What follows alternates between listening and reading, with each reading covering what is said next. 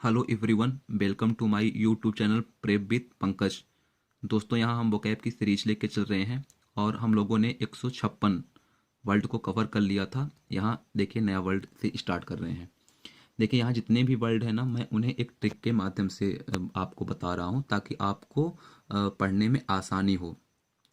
और मैं ये बता दूं कि जैसे एक वर्ड है ना, इसके बहुत सारे सिनोनिम्स होते हैं, एंटोनिम्स भी होते हैं। तो मैं हर वर्ड को कवर नहीं कर पा रहा हूँ।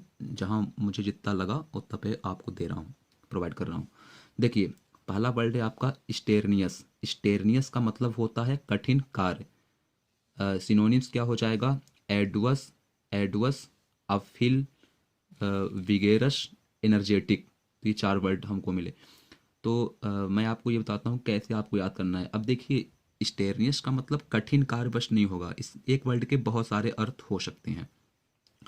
तो देखिए, आप इसे याद ऐसे करेंगे कि स्ट्रे और नियस लिखा है ना, तो स्ट्रे से एक्स्ट्रा नसे।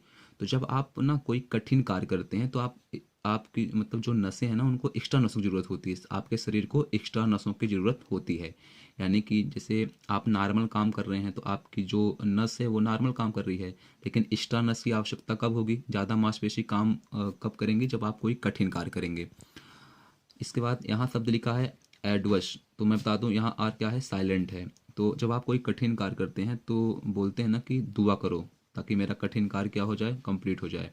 तो एडवस यानी कि और दुआ करो, और दुआ। एनर्जेटिक यानी ऊर्जावान। यदि आप ज़्यादा एनर्जेटिक हैं तभी कठिन कार्य कर पाएंगे। अप हिल है ना, जैसे आप यदि पहाड़ी पे चढ़ेंगे, है ना, हिल यानी पहाड़ी, और पहाड़ी पे ऊंचाई पे जाएंगे, वो अपने आप में वो कठिन कार्य है। अब विगोरस, तो विगेरस ऐसे आप याद कर सकते हैं। देखिए, अगला वर्ड आपका है कॉन्डरी। तो कॉन्डरी का मतलब होता है असमंजस, यानी कि दुविधा की स्थिति। एक ऐसी सिचुएशन जहां आप कोई डिसीजन ना ले पा रहे हो, उसी को दुविधा बोलते हैं। तो सिनोनिम्स क्या हो जाएगा? डिलीमा हो जाएगा, प्रेडिशमेंट हो जाएगा। तो स्पेलिंग थोड़ा देखिएगा कि DILEMMA है। तो मैं बता दूं कि डिलीमा में फिक्स प्रीपोजिशन इन का यूज होता है, इन डिलीमा होता है हमेशा। तो वैसे भी आप बोलते हो ना कि मैं दुविधा में हूँ। कोई इंसान दुविधा का नहीं होता, दुविधा को नहीं होता, दुविधा में ही होता है। तो मैं से आपको रिलेट कर पाएंगे, इन लगेगा। अगला वर्ड आपका है स्ट्राइव। तो स्ट्राइव का मतलब होता है कड़ी मेहनत। सिनोनिम्स क्या हो जाएगा? हार्ड वर्क या स्ट्रगल। लोग बोलते हैं ना कि मैंने लाइफ में बहुत स्ट्रगल किया, यानी कि काफ़ी कड़ी मेहनत की।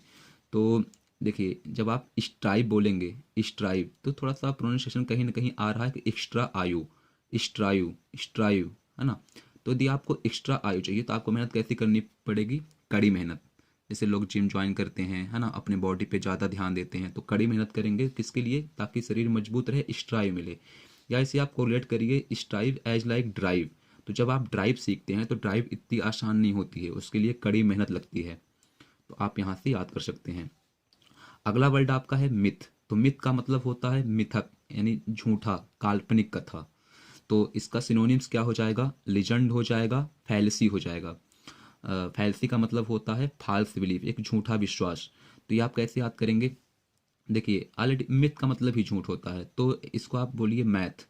तो जब आप मैथ देखते हैं या लगाते हैं तो आप कल्पना में हो जाते हैं, आपके अंदर ही कल्पना है कि नहीं, मैथ बहुत टफ सब्जेक्ट है, जबकि ऐसा कुछ नहीं है। मिथक, ये झूठ है। मैथ काफ़ी इजी सब्जेक्ट है ना। सिनोनिम्स क्या हो जाएगा? लीजेंड और फैलसी। तो जैसे लीजेंड हनुमान, है ना, जैसे हम लोग हनुमान की काल्पनिक कथा सुनते हैं कि ये पवन पुत्र हैं, ऐसे। तो लीजेंड हनुमान ऐसे यूज होता है। फैलसी वर्ड है। तो देखिए, फैलसी एज लाइक पॉलिसी। और फाल यानी गिरना होता है, ये कॉमन वर्ड है, सबको पता होता है। तो आपने ऐसी पॉलिसी बनाई जिससे आप गिर गए, मतलब आपकी पॉलिसी सही नहीं थी, झूठी थी, तो आप झूठा विश्वास, ऐसे कोरिलेट करके आप याद करेंगे। अगला वर्ड आपका है क्विजी। तो क्विजी का मतलब होता है जी मितलाना, कमजोरी महसूस करना, मतलब एज फीलिंग लाइक सिक, यानी कि बुखार की फीलिंग आना। और इसमें एक वर्ड क्या है? वोमेटिंग। जैसे आप बोलते हैं मुझे वोमेटिंग आ रही है, तो ये होता है। तो देखिए, इसे आप इसका प्रोनाउंसिएशन ही है क्विजी, बोलते भी हैं क्विजी। तो queasy as like quiz, as like quiz आप। और क्विज सबको पता है, आप इस टाइम पे मॉक टेस्ट दे रहे होंगे, तो जैसे ही आप क्विज लगाते हैं तो आपको कमजोरी फील होती है, आपसे कुछ बनता नहीं है, तो लगता है कि यार बेकार है। तो क्विजी, क्विज लगाते हैं तो जी मितलाना या कमजोरी फील होना, है ना, as like feeling sick, vomiting type. ऐसे आप याद कर सकते हैं। केवल आपको कोरिलेट करना है कि क्विजी वर्ड पाए तो माइंड तुरंत क्लिक करे क्विज, और क्विज जैसे आप देते हैं तो आप कहीं ना कहीं कमजोरी फील करते हैं। देखिए आपका अगला वर्ड है कॉर्नेशन। तो कॉर्नेशन का मतलब क्या होता है? राज्याभिषेक। सिनोनिम्स क्या हो जाएगा? क्राउनिंग या इनॉग्रेशन। इनॉग्रेशन स्पेलिंग आप देख लीजिएगा कि INAUGURATION। एक्चुअल में इसे खुद अपनी हैंड राइटिंग से ये तैयार करता हूँ नोट्स, तो कहीं कुछ स्पेलिंग मिस्टेक हो सकती है, हालांकि सही है, एक्चुअल में देखने में दिक्कत हो सकती है, तो कृपया आप इसे अच्छे से ध्यान दें। तो देखिए आप इसे याद कैसे करेंगे? कॉर्नेशन, कॉर्नेशन, है ना? तो जैसे अगर कोई राष्ट्र है, कोई देश है, नेशन यानी सबको पता है देश होता है, तो देश पे मान लीजिए नई नई कारें आई, है ना? जैसे हमारे देश में भारत की बात करूँ तो यहाँ अगर कोई नया मतलब चीज़ आती है, जैसे कार कोई इंसान लिया, कोई न्यू बाइक लिया, तो उसका अभिषेक करता है, उसकी पूजा टाइप में करता है। जैसे मतलब कोई राजा बना तो उसका राज्याभिषेक हुआ, है ना? ऐसे। तो आप ये थोड़ा सा दिमाग लगाइएगा कि कॉरनेशन यानी कि अपने राष्ट्र में जैसे कार आई तो कार का हम लोग थोड़ा सा पूजा पाठ करते हैं, फिर उससे अपने घर पे लाते हैं, तो कॉरनेशन से राज्याभिषेक हो जाएगा।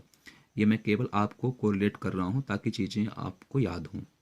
चलिए अगला वर्ड आपका है इलेबोरेट। तो इलेबोरेट का मतलब होता है व्याख्या करना, किसी चीज़ को काफ़ी डिस्क्राइब करना।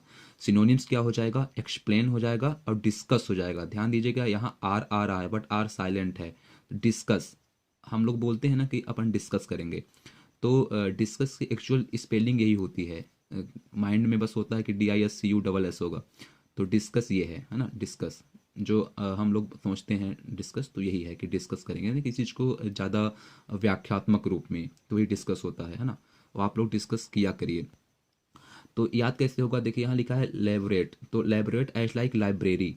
तो लाइब्रेरी में क्या होता है? जैसे कोई टीचर आपको नॉर्मली थ्योरी में पढ़ा दिया और उसी चीज़ को यदि व्याख्यात्मक करना है, उसी चीज़ को ज़्यादा अच्छे से बताना है, तो आपको कहाँ ले जाएगा? लाइब्रेरी में। तो जैसे ही आप इलाबोरेट शब्द पाएंगे तो आपको माइंड तुरंत क्लिक करना चाहिए कि लाइब्रेरी है, और लाइब्रेरी में क्या होता है? व्याख्या होती है। तो ये आप यहाँ से याद कर सकते हैं। आपका अगला वर्ड है आइकॉनोक्लास्ट। आइकॉनोक्लास्ट, आइकॉनोक्लास्ट, हालांकि वो यहाँ साइलेंट है, आइकॉनोक्लास्ट। तो इसका मतलब क्या होता है? मूर्ति भंजक या धर्म विरोधी। सिनोनिम्स क्या हो जाएगा? स्केपिटिक हो जाएगा या इमेज ब्रेकर, जो मतलब इमेज मूर्ति को तोड़ रहा है। कैसे याद होगा? देखिए आइकॉन, तो आइकॉन मतलब ही होता है कोई चिन्ह, कोई मूर्ति हो, कोई संकेत हो। अब क्लास्ट एज लाइक ब्लास्ट बोलिए, तो अगर आइकॉन मूर्ति को कोई ब्लास्ट कर रहा है तो इसका मतलब आप क्या बोलेंगे? कि वो मूर्ति भंजक है, मूर्ति को तोड़ रहा है ना? और मूर्ति तोड़ते कौन है? जो धर्म विरोधी होते हैं। आपको पता होगा कि बहुत सारे मुगल पीरियड पे, है ना, जैसे औरंगजेब हुआ था, बहुत सारी जो अपनी मंदिर की मूर्तियां थी उसे नष्ट करवा दिया था। तो आप यहाँ से ऐसे याद कर सकते हैं। देखिए आपका अगला वर्ड है पैरागॉन। तो पैरागॉन का मतलब क्या होता है? आदर्श या उदाहरण। सिनोनिम्स क्या हो जाएगा? एपिटमी, इसका प्रोनाउंसिएशन है एपिटमी, स्टैंडर्ड। तो पैरागॉन सबको पता है कि स्लीपर है, चप्पल, है ना? एक कंपनी है पैरागॉन, और काफ़ी लोग अपने बचपन में पहने भी होंगे। तो पैरागॉन अपने आप में उदाहरण है। पैरागॉन एक ऐसे इंसान ने तैयार किया जो जिसका बचपन गरीबी में बीता, और उसने भी पैरागॉन कंपनी स्टेबल की। तो कहीं ना कहीं वो सबके लिए क्या है? आदर्श है, उदाहरण है। तो आप ऐसे इसे याद कर सकते हैं। और एपिटमी वर्ड आता है इसके सिनोनिम्स में, तो ये एक अच्छा वर्ड है, तो इसे आप थोड़ा सा देखिएगा। नेक्स्ट देखिए रेस्क्यू। रेस्क्यू मतलब क्या होता है? बचाना या फिर छुड़ाना। तो सिनोनिम्स क्या हो जाएगा? सेव हो जाएगा या साल्वेज हो जाएगा। तो आप कैसे याद करेंगे? देखिए आपने सुना होगा कि जैसे मान लीजिए किसी नहर पे बस चली गई, किसी खाई पे कोई इंसिडेंट हुआ, तो रेस्क्यू ऑपरेशन चलता है। तो रेस्क्यू ऑपरेशन क्या है? मतलब राहत कार्य चलता है, बचाव कार्य चलता है। तो रेस्क्यू आप कॉमन वर्ड है, सबको पता है, केवल स्पेलिंग पे ध्यान दीजिएगा कि RESCUE है रेस्क्यू।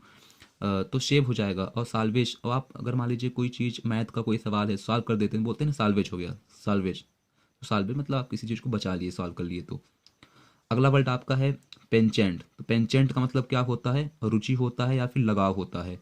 सिनोनिम्स क्या हो जाएगा? इंटरेस्ट हो जाएगा, INTREST है। फांडनेस हो जाएगा, फांडनेस। तो कैसे याद होगा? देखिए पेंचेंट लिखा है लेकिन आप बोलेंगे पंचायत, पंचायत।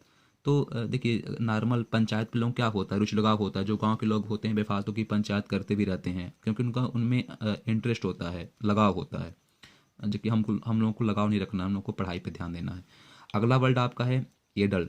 एडल का मतलब होता है चकरा जाना। सिनोनिम्स क्या हो जाएगा? कन्फाउंड या बैफल, कन्फाउंड या फिर बैफल। तो कैसे याद होगा?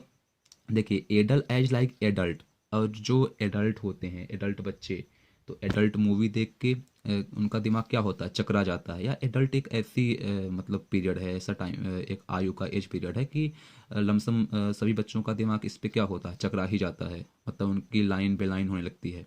तो आपको कोरिलेट करना है कि एडल्ट शब्द पाएंगे तुरंत आपके माइंड में जाएगा एडल्ट, एडल्ट से चकरा जाना। और कॉन्फाउंड, है ना? अगर कोई चीज़ गुम गई है उसे फाउंड करने के लिए कोई बोल दे किसी आप पाके दिखाओ, तो आप लोग खुद क्वेश्चन करेंगे कौन फाउंड करेगा, कौन, मतलब आपका कहीं ना कहीं दिमाग चकरा जाता है। देखिए, लास्ट वर्ड है आपका नेफारियस। तो नेफारियस का मतलब होता है अनैतिक। सिनोनिम्स क्या हो जाएगा? इमोरल और सॉर्डिड। यहाँ आर साइलेंट है, सॉर्डिड। तो ये कैसे याद होगा?